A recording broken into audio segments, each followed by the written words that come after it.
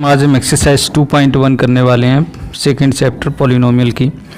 तो इसमें देखिए फर्स्ट क्वेश्चन आपको दिया हुआ है कि which of the following expressions are polynomials in one variable and which are not, state reasons for your answer. ठीक, तो आपको इसमें यही बताना है कि कौन सा एक्सप्रेशन मतलब पॉलिनोमियल जो है वो वन वेरिएबल में है और कौन सा नहीं है। ठीक, तो आप देखिए इसमें और उसके बाद आपको रीज़न भी बताना है कि क्यों नहीं है वन वेरिएबल में। तो आपको जब मैंने इसका जो बेसिक बताया था, बेसिक पॉइंट्स कुछ बताए थे इससे पहले पिछले वीडियो में, तो अब जिन्होंने देखा होगा वो आसानी से समझ जाएंगे इन क्वेश्चंस को कि कौन सा है वन वेरिएबल में कौन सा नहीं है ना। वो ये भी बता सकते हैं कि पॉलिनोमियल है कि नहीं है। तो चलिए, जिनको नहीं आता है उनको मैं बता देता हूँ इसको कैसे करेंगे इस क्वेश्चंस को। तो देखिए फर्स्ट क्वेश्चन का फर्स्ट पार्ट हम लेते हैं। पहला है 4x² - 3x + 7। ये आपको पॉलिनोमियल दिया हुआ है। अब इसमें देखिए आपको बताना है ये वन वेरिएबल में है कि नहीं है। तो अब आप देखो यहाँ पे और कोई वेरिएबल इसमें यूज किया गया है x के अलावा? नहीं है ना, x है सिर्फ, उसके अलावा कोई वेरिएबल नहीं। तो इसका मतलब ये वन वेरिएबल में है। ठीक, आपको लिखना कैसे है इसको इस तरीके से लिखना है कि all the indices of x are whole numbers,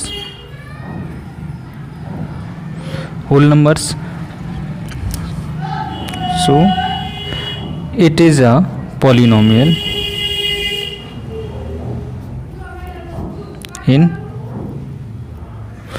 one variable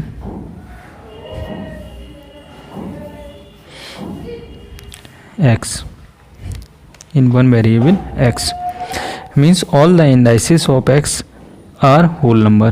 इससे हमें ये पता चल गया this is a polynomial, so it is a polynomial in one variable x।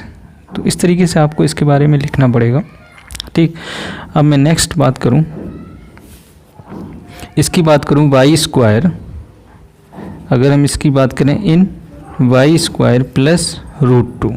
ठीक, अब यहाँ पे कांस्टेंट नंबर है, यहाँ पे कांस्टेंट वैल्यू है, उसकी पावर रूट हो या 1/2 हो तो हमें उससे मतलब नहीं है। तो कांस्टेंट टर्म है, इसकी तो फिक्स वैल्यू यही रहेगी, बदलेगी ही नहीं। हमें वेरिएबल को देखना होता है। तो वेरिएबल की पावर देखो क्या है, 2 इज़ अ होल नंबर। तो यहाँ पे देखिए ये पॉलिनोमियल है। सबसे पहले बात तो आपको ये समझना है ये पॉलिनोमियल है कि नहीं है। तो यहाँ पे हमें ये कंफर्म हो गया कि ये पॉलिनोमियल है। अब कितने वेरिएबल में? वन वेरिएबल में। मतलब कौन सा वेरिएबल यूज है? y यूज है। ठीक, उसके बाद अब हमें देखिए सारे जितने भी हमारे क्वेश्चन थे वो उनके आंसर हमें मिल गए। अब हमें लिखना है इसको कैसे है, इस तरह से लिखोगे हियर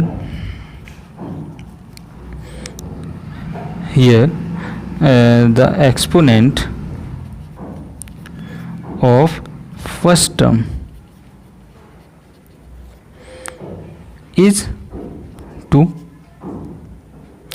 द एक्सपोनेंट ऑफ, ये भी कह सकते हो एक्सपोनेंट ऑफ, मैंने आपको बताया था है ना। इंडाइसिस कह सकते हो, इंडेक्स कह सकते हो, इंडेक्स का ही प्लूरल फॉर्म है indices. Exponent here the exponent of first term is 2 and it is a polynomial and in one variable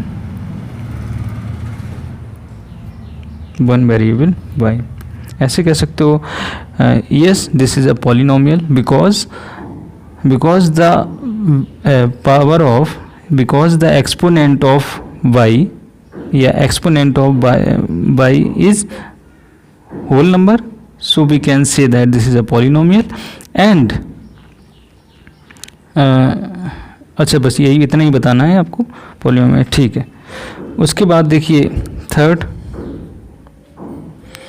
question की बात करूं तो 3 √2 √t + T root 2।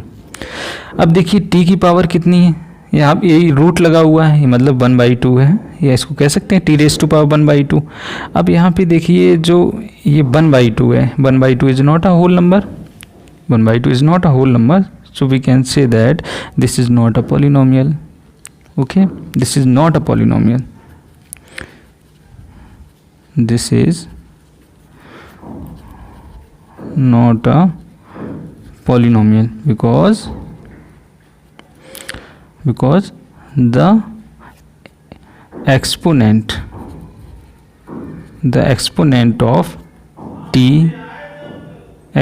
of t is 1/2,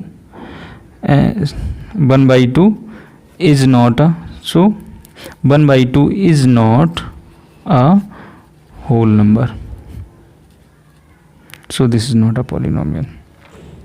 Okay, this is not a polynomial because the exponent of t is 1/2, so 1/2 is not a whole number. That's why यहाँ पे या तो ये कह सकते हो that is 1/2 is not a whole number. Okay, या आप ये कह सकते हो that's why we know that 1/2 is not a whole number, so this is not a polynomial. Okay, उसके बाद देखिए नेक्स्ट मैं बात करूँ नेक्स्ट पार्ट की, फोर्थ पार्ट में क्या हो जाएगा। अच्छा एक चीज़ और, यहाँ पे जब ये बात कह दी कि this is not a polynomial, तो हम ये बात नहीं करेंगे कि वन वेरिएबल में है कि नहीं है। जब पॉलिनोमियल ही नहीं है तो उसके आगे के कोई भी हम जवाब नहीं दे सकते यहाँ पे, मतलब नहीं आपको बताने यहाँ नहीं लिखना है आपको ये। अब यहाँ टी वेरिएबल एक सिंगल वेरिएबल यूज़ किया गया, बट ये पॉलिनोमियल ही नहीं है तो हम आगे इसकी बात ही नहीं करेंगे, वन वेरिएबल में बना रहे या थ्री वेरिएबल में बना रहे। ओके, अब यहाँ पे आगे मैं नेक्स्ट क्वेश्चन लेता हूँ, fourth, y is equal to 2/y। अगर हम इसकी बात करें y की पावर तो 1 है, लेकिन यहाँ पे y की पावर -1 हो जाती है। -1 is not a whole number, so this is not a polynomial. Okay, then fifth part की बात करें तो यहाँ पे है x raise to power 10 y raise to power 3 plus t raise to power 50, ये आपको गिवन है। अब यहाँ पे देखिए ये वन वेरिएबल में तो है नहीं, ये इसमें मतलब वेरिएबल आपको 3 यूज़ किए गए, तो इसमें आपको इस तरह से लिखना है, is not a polynomial in one variable as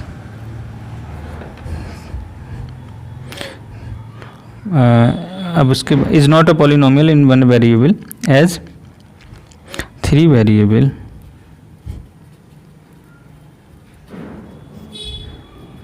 x, y, t occur in it। तो ये आपका फिफ्थ पार्ट है, ये कंप्लीट हो गया। उसके बाद देखिए नेक्स्ट, ये फर्स्ट क्वेश्चन आपका कंप्लीट हो गया। उसके बाद नेक्स्ट सेकंड क्वेश्चन सॉल्व करते हैं।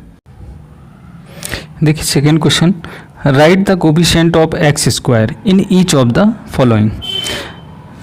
एक्स स्क्वायर का कोफिशिएंट आपको बताना है, तो आप कोफिशिएंट भी जानते हो, तो देखिए मैं इसके बारे में आपको बता देता हूँ, जो बच्चे नहीं जानते उनको भी बता देता हूँ।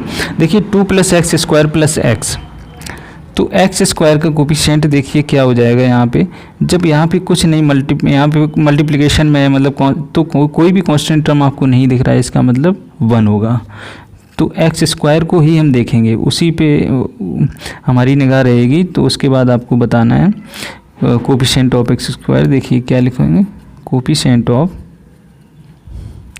एक्स स्क्वायर इज़ कितना है, 1, तो 1 हो जाएगा। ठीक, यहाँ पे x square coefficient of x square क्या हो जाएगा बताइए, -1 हो जाएगा। ओके, इसमें क्या हो जाएगा coefficient of x square, coefficient of x square क्या होगा यहाँ पे बताइए। एक्स स्क्वायर के साथ में क्या है, ये है π/2, π/2 is a coefficient, π/2 is the coefficient of x square. अब यहाँ पे देखिए एक्स स्क्वायर का टर्म दिख ही नहीं रहा, मतलब एक्स स्क्वायर आपको दिख नहीं रहा है इसमें पॉलिनोमियल में, तो आप कैसे बताओगे, जब दिख नहीं रहा है इसका मतलब 0 होगा।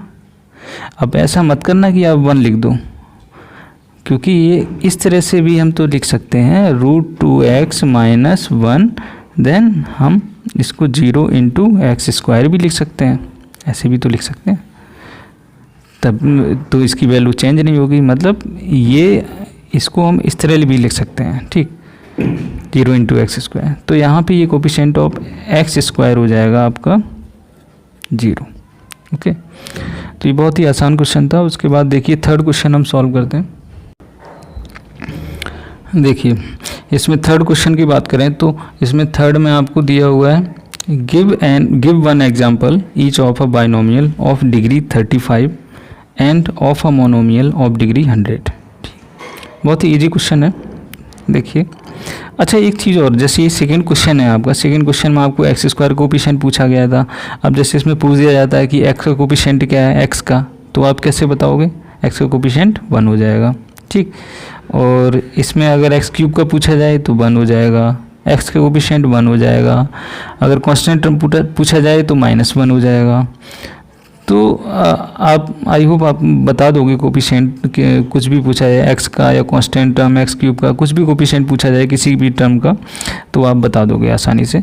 उसके बाद अब देखिए थर्ड क्वेश्चन को हम सॉल्व करते हैं।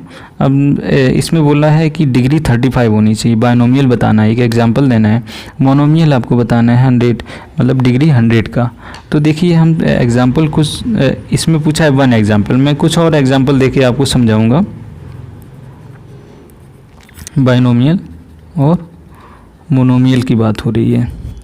अब बाइनोमियल इसमें बोला है डिग्री 35 होनी चाहिए, तो डिग्री से आप समझ गए होगी कि जो वेरिएबल है वेरिएबल की पावर 35 होनी चाहिए। तो बाइनोमियल की मैं बात करूं, मान लीजिए पॉलिनोमियल, मान लीजिए एक हम इस तरह से एग्जांपल ले लेते हैं कि 3x की पावर 35।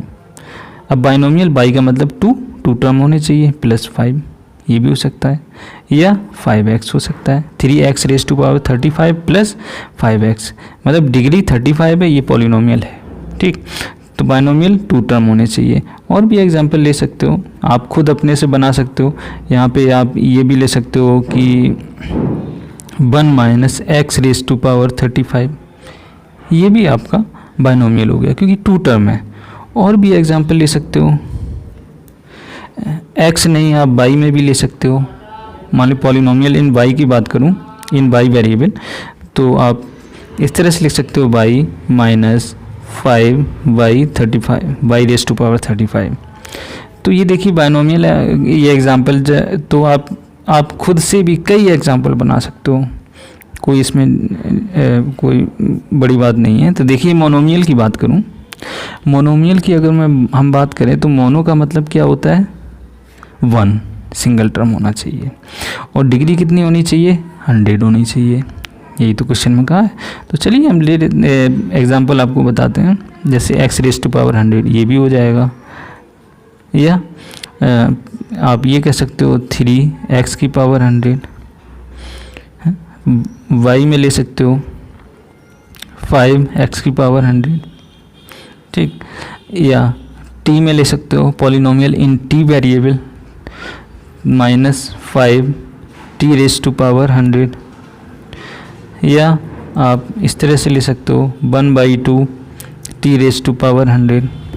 मतलब जो भी वेरिएबल आप लोगे उसकी पावर 100 होनी चाहिए, बस ये है कहने का मतलब।